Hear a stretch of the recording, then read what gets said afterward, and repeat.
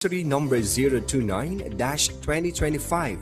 pagpapalaganap ng PNP mantra sa 911 hotline at ang gampanin ng mga private security personnel bilang unang tumutugon o first responders.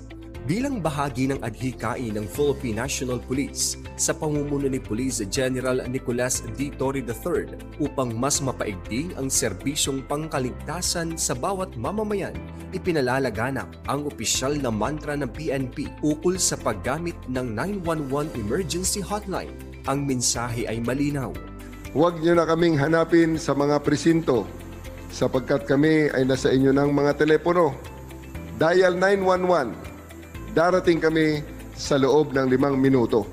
Layunin nitong maipabatid sa publiko na anumang oras ng pangangailangan, ang kapulisan ay handang tumugon sa pamamagitan ng 911 hotline. Bilang katuwang ng PNP, ang mga private security industry stakeholders ay hinihikayat na ipalaganap at ituro ang mantra sa kanilang mga tauhan at kliyente upang mapalawak ang kaalaman tungkol sa paggamit ng 911. Kapag may bantang panganib sa buhay, ari-arian o kaligtasan tulad ng sunog, krimen o medical emergency, ang tamang tugon ay tumawag agad sa 911. Ang agarang pagtawag ay maaaring magligtas ng buhay. Gampani ng mga pribadong security personnel, ang mga security guard ay itinuturing na first responder sa mga insidente, kabilang sa kanilang responsibilidad ang sumusunod. Tamang ulat ng insidente, eksaktong lokasyon ng insidente, detalyadong paglalarawan ng insidente o krimen, paglalarawan sa mga sospek, pag-uulat ng armas o banta sa publiko.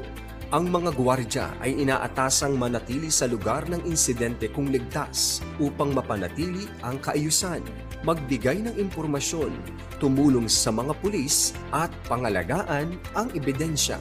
Mahigpit na paalala sa lahat ng security personnel na palakasin pa ang kanilang mga security protocols, lalo na sa mga lugar na kritikal at may mataas na panganib tulad ng mga pampublikong pasilidad at mga opisyal ng pamahalaan.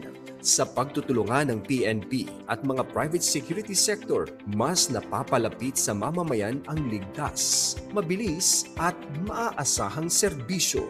Tumawag sa 911. Nandyan kami para sa inyo. Mga kababayan,